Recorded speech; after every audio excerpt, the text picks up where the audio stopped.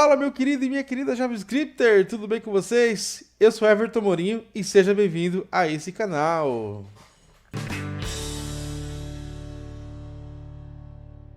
Bom, vamos continuar da onde a gente parou, pessoal. Vamos lá em projetos, revisitar lá o nosso board. Então a gente tem que agora aqui criar o setup do Tailwind, né? Então vamos lá. Setup do Tailwind. Vamos abrir o nosso Visual Studio Code. Está aqui do ladinho já. Vamos abrir aqui um terminalzinho. Um terminal não, o Chrome. E vamos rodar o nosso Yarn Dev. Está com erro de compilação isso aqui. Vamos ver se... F5. Nosso projetinho está com um erro. Ó, acho que o arquivo Fivico não pode ser deletado, tá, nessa versão. Então, peraí, deixa eu pegar num outro projeto aqui. Eu tenho um Fivico, deixa eu pegar. Tá. Deixa eu ver se é isso mesmo. Coloquei aqui. É isso mesmo, galera. Então, cometi um erro, tá? Não pode deletar o arquivo Fivico. Então, voltem aí o arquivo se vocês deletaram também, tá? Então, nosso projeto está funcionando direitinho aqui. Setup do Tailwind, vamos lá para o site do Tailwind, então, né? Ver como que a gente pode fazer esse setup aí. Tem que tomar cuidado com esse Tailwind UI aqui, tá? Não é esse site aqui, não. É o Tailwind CSS. Então, se vocês jogarem Tailwind aí no Google, vocês vão cair aqui no primeiro site, que é o Tailwind CSS. O Tailwind UI também é do Tailwind, mas aí já é alguns componentes que a gente não vai usar nesse curso por enquanto. Vamos dar o Get Started no Tailwind e vocês vão ver que tem um passo a passo aqui. Tem que instalar o Tailwind, tem que dar o init para ele criar aqui essa parada.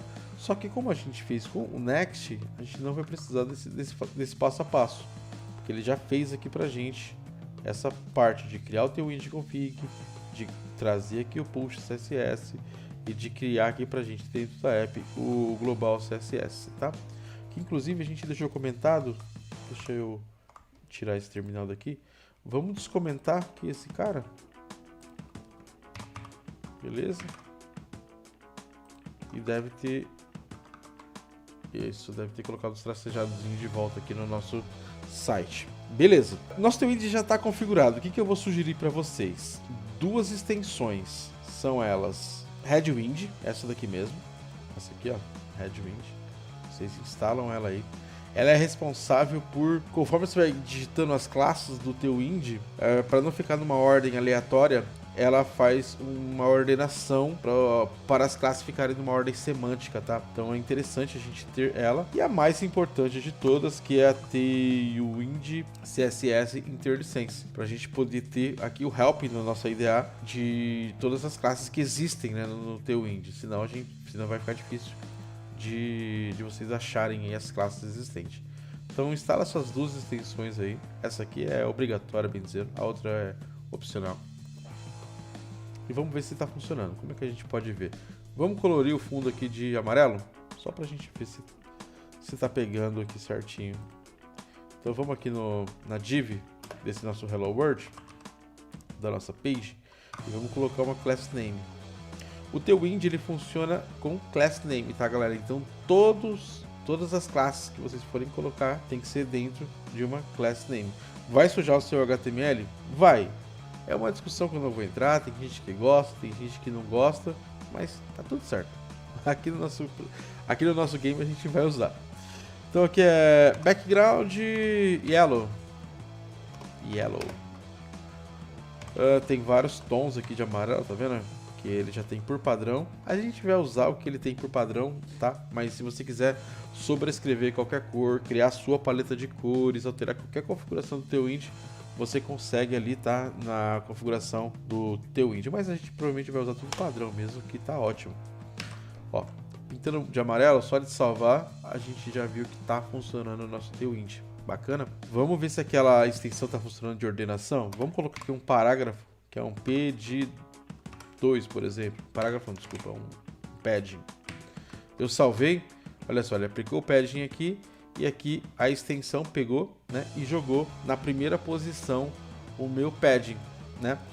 E o IntelliSense, além dele me ajudar aqui com as classes que existem, se eu passar o mouse aqui, por exemplo, nesse background Yellow 300, eu vou ver aqui exatamente quais as propriedades do CSS que foram usadas. Então vocês podem ver que não é só o background color que foi usado, tem também aqui que ele usou aqui essa divisão aqui por essa variável de opacidade, tem aqui esse TWBG opacity 1. Então é uma forma fácil de você escrever CSS, né? Mas você não está escrevendo CSS diretamente. Então eu sempre sugiro vocês passem o mouse aqui e deem uma olhadinha no que significa aquilo que você digitou. Por exemplo, P2 é um padding de 0.5 rank, que significa 8 pixels.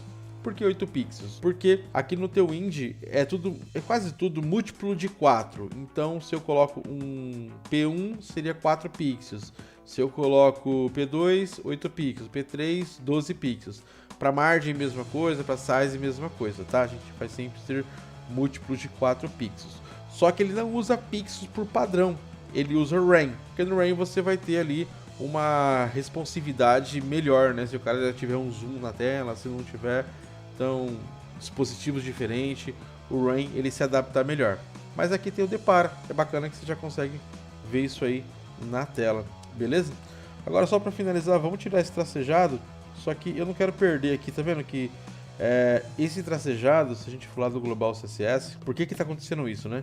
Porque ele declara 3 variáveis aqui global, que é essa foreground, RBG, RGB, a start RGB e a end RGB. E aí essas variáveis aqui ele usa aqui quando eu tô na verdade ele usa aqui embaixo, ó, como background, ele faz um linear, tal. Toda uma frescurinha aqui para ficar bonitinho assim, né? Só que como a altura ali ela não tá indo até o final da tela, aí tá ficando feio desse jeito. O que a gente pode fazer? A gente pode ir no bar aqui e colocar aqui um min head, vai ficar melhor, de 100 VH, que seria 100% do tamanho ali da minha tela. Então se eu salvar isso daqui, ó, já era. Já ficou branquinho aqui em cima e indo pro cinza. Na verdade é o contrário, né? Cinza indo pro branquinho. É muito imperceptível, tá? Mas é um charmezinho que eu acho legal. Tá? E aqui é uma coisa interessante também, que ele trabalha com variáveis, né? Então se a preferência do usuário for dark, ele troca aqui essas variáveis aqui nesse modelo aqui, né, que é do branco, pro escuro, né? Então, por exemplo, a gente pode, inclusive, além de assumir aqui as preferências do usuário, a gente pode ter uma classe no nosso body chamado dark, por exemplo, e aí a gente aplica, se tiver essa classe, a gente aplica esse CSS aqui também, ó, porque aí vai ficar tudo dark, né, nesse modelinho aqui. E como é que eu posso testar isso?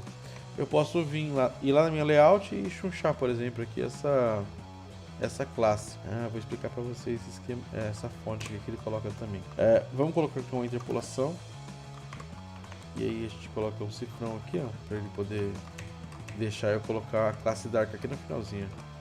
Então, coloquei a classe Dark aqui, ó, como vocês podem ver aqui, ele já mudou a cor aqui para branco e mudou aqui o fundo aqui para preto, né? Legal, só de ter a classe Dark aqui ele já faz isso. Então a gente pode ter um botãozinho aqui no nosso código que só vem aqui no nosso body e adiciona e retira aqui essa classe, e aí o restante já se adequa. Já temos o Dark Mode aí de grátis. Ou pelas preferências do usuário, né? Pelas preferências do usuário, ele vai pegar também a alterar essas classes aqui. Beleza? Bom, tem o Ind configurado, então acho que é isso, né? Na próxima aula a gente vai criar as nossas páginas. Tem o Ind configurado. Então, como vocês... Hoje foi uma aula muito tranquila, né? Só instalamos ali um componente, criamos o Dark Mode. Mas na próxima aula já vai ser legal, hein? A gente vai criar todas as páginas do sistema. Todas as páginas, hein? Então, ó, eu não perderia. Espero vocês lá, hein? Valeu! Até a próxima.